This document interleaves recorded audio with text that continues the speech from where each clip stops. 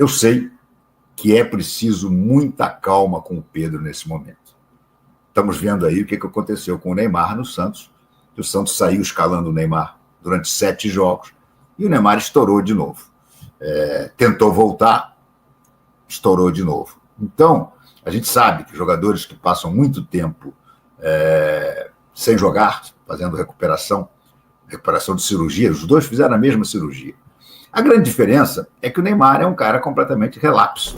Jornalista cita Neymar como exemplo e prega cautela em colocar Pedro de titular no nosso Mengão. Fala, nação, vamos chegar com mais um react aqui em nosso canal. Trazemos um recorte do canal RMP, link na descrição. Renato Maurício Prado questiona a titularidade de Pedro neste momento e cita retorno de Neymar antecipado, onde o jogador santista voltou a se lesionar. Vamos acompanhar o recorte e na sequência a gente deixa a nossa opinião. Sem mais, bora pro conteúdo. Já é momento de colocar o Pedro como titular? Eu sei que é preciso muita calma com o Pedro nesse momento. Estamos vendo aí o que aconteceu com o Neymar no Santos, que o Santos saiu escalando o Neymar durante 7 jogos e o Neymar estourou de novo.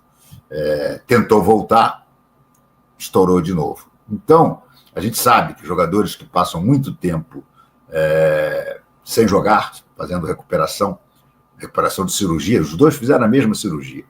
A grande diferença é que o Neymar é um cara completamente relapso, né? Tanto que o Neymar demorou 400 e tantos dias para voltar.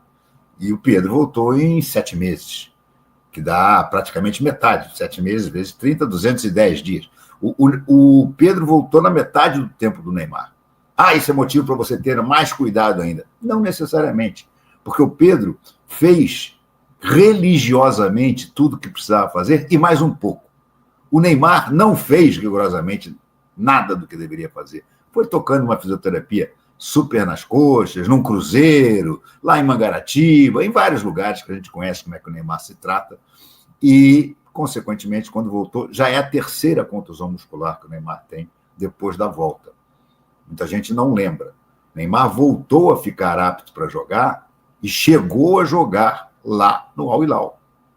Jogou no Al Hilal e teve a contusão muscular. A primeira contusão muscular pós-cirurgia de LCD. O Jorge Jesus avisou. O Santos não acreditou. O Santos foi lá, conseguiu repatriá-lo. O Jorge Jesus levantou as mãos para o céu, disse: papai do céu, me livrei dessa mala. E aí ele veio para cá, jogou 1, 2 jogos, uma porção de gente, inclusive jornalistas. Tá vendo? O Jorge Jesus estava errado, o Jorge Jesus não sabe de nada. Pois é, bastou o Neymar fazer uma sequenciazinha vagabunda de jogos aqui, que o Neymar estourou a primeira vez, demorou para voltar, voltou, estourou a segunda vez. Então, sim, é preciso cuidado com o Pedro. Mas eu acho que a musculatura do Pedro, primeiro, o Pedro é mais novo, né? Segundo, o Pedro se tratou a vida inteira. Neymar, a vida inteira, foi um jogador que tratou muito mal o corpo. Em vez de se tratar, ele tratou mal o seu próprio corpo. Daí tantas contusões, tantos períodos parados e tantas contusões na volta de tratamentos. Então, eu acho que o Pedro está quase pronto. Mas o que me leva a fazer essa pergunta é uma questão técnica mesmo, é uma questão de necessidade técnica do time. Porque o Flamengo está sem centroavante nenhum. O Bruno Henrique, que vinha quebrando bem o galho, desde que surgiu a história das apostas, desde que surgiram os zaps entre ele e o irmão, meio que confirmando que, no mínimo, ele foi irresponsável ao confirmar para o irmão o jogo em que ia tomar o 3º cartão amarelo, por determinação do Flamengo. É o único atenuante que eu vejo nessa história, não ser uma coisa tipo assim, não, toma o cartão amarelo, eu vou tomar então para você ganhar a aposta. Não foi isso. O que aconteceu foi que, por causa de estar com 2 cartões amarelos e vontade de enfrentar o Palmeiras numa rodada depois, ele preferiu, e o Flamengo orientou o Bruno Henrique a tomar o cartão amarelo para ficar de fora um jogo e estar apto para jogar contra o Palmeiras. Mas, de qualquer maneira, ele tornou isso público para o irmão e para a família. Então, isso possibilita a fraude, possibilita a aposta com a pedra cantada. E isso é gravíssimo. E eu, sinceramente, embora fique muito triste, embora gostaria que não fosse isso, que fosse o contrário, mas eu acho quase impossível o Bruno Henrique escapar de uma punição grande. Muita gente até tem comentado o seguinte: olha, isso é um processo longo, basta ver o Paquetá, quanto tempo está nessa história, e o Bruno Henrique tem mais 1 ano e meio de contrato com o Flamengo. Talvez dê até para o Bruno Henrique cumprir esse ano e meio e depois praticamente encerrar a carreira. Se ele tomar 2 anos com a idade que ele tem, ele pode até querer voltar, mas dificilmente vai performar, né? E mais, ainda pode ser eliminado mesmo do futebol, né? Como o Paquetá também corre esse risco. Então, além disso, ele passou a jogar mal. Bruno Henrique, que vinha sendo a melhor solução para o Flamengo, improvisado como centroavante, desde que surgiram as conversas, ele não jogou mais bem. Ele jogou mal contra o Vasco, ele jogou mal contra a LDU, e a gente sente que a coisa abalou a cabeça dele. Não tem como não abalar, gente. Não tem como você estar diante de uma situação dessa e não estar com a cabeça preocupada. E cada vez que entrar em campo, pensar, pode ser a última. Basta ver o Paquetá, como o nível de atuações do Paquetá despencou no West Ham também. Ele que era um jogador que estava até... gol do time que está jogando contra o Fluminense, lá na Sul-Americana. Nem sei bem direito como é que é o nome desse time. União Espanhola, eu acho. Deixa eu ver aqui.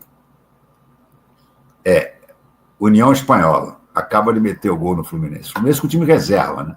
O Fluminense também acho que está fazendo, e acho que corretamente, querendo se livrar dessa Sul-Americana. A Sul-Americana, vamos combinar, né? É um torneio menor, é a segunda divisão da Libertadores. E num calendário tão alucinado como é o nosso, você ser obrigado a disputar esse torneio é complicado. O Fluminense vai com isso... ainda talvez se mantenha na liderança, hein? Que é outro que... O Boto está mostrando um péssimo cartão de visitas como scouter, como cara que tem visão de caçar craques no mundo inteiro. Porque o primeiro que ele caçou está se revelando um perna de pau, né? Vamos falar com todas as letras. Está se revelando um perna de pau. Então, o Plata machucou. O Plata não vai jogar o próximo jogo. É aquela velha história, não tem lesão, mas tem um edema. Claro que tem uma lesão, né? Uma lesão pequena que provocou o edema. E acho que vão anular o gol do União Espanhola. Acho que vão anular o gol do Espanhola. O VAR está medindo a contusão. Pode ter sido uma contusão leve, pode não ter sido uma entorse, pode não ter sido nada maior, mais de maior gravidade no joelho, mas causou o edema. Então ele está contundido, a verdade é essa. E ele não vai jogar, provavelmente, contra o Corinthians. Ainda tem aí, hoje é quarta-feira, né? Ainda tem quinta e sexta para ele talvez se recuperar, mas estou achando pouco provável. Porque também com o edema estava o Alexandre, que não foi jogar contra a LDU. Parece que o Alexandre, esse sim, estará liberado para jogar contra o Corinthians. Mas aí, vamos voltar aqui nessa abertura, que eu estou fazendo um pouco mais longa, deixar o pessoal chegar. Mas e a pergunta que eu faço é essa: vale a pena botar o Pedro de titular? Correr esse risco? Porque está fazendo uma falta gigantesca, cara. Está fazendo uma falta gigantesca. Se o Bruno Henrique ainda estivesse rendendo, se o Juninho tivesse confirmado de alguma forma a fama de artilheiro, você podia dizer, poxa, vamos segurar um pouco mais o Pedro, vamos mais devagar com o Pedro, porque afinal de contas o Bruno e o Juninho estão segurando, ou o Plata. Mas não, ninguém está segurando. Ninguém está segurando. Você vê que contra a LDU, não é que o Flamengo desperdiçou o gol. O Flamengo não criou oportunidades para marcar. Depois que o Pedro entrou, mas aí o time já estava cansado, o Pedro conseguiu fazer o pivô em várias situações, mas aí o time não chegava mais. Aí o Pedro tentava fazer o pivô para o Luiz Araújo ou para o Cebolinha, não tinha mais ninguém ali por perto chegando. O próprio Arrasca não estava chegando, e depois o Luiz Araújo entrou no lugar do Arrasca, tá?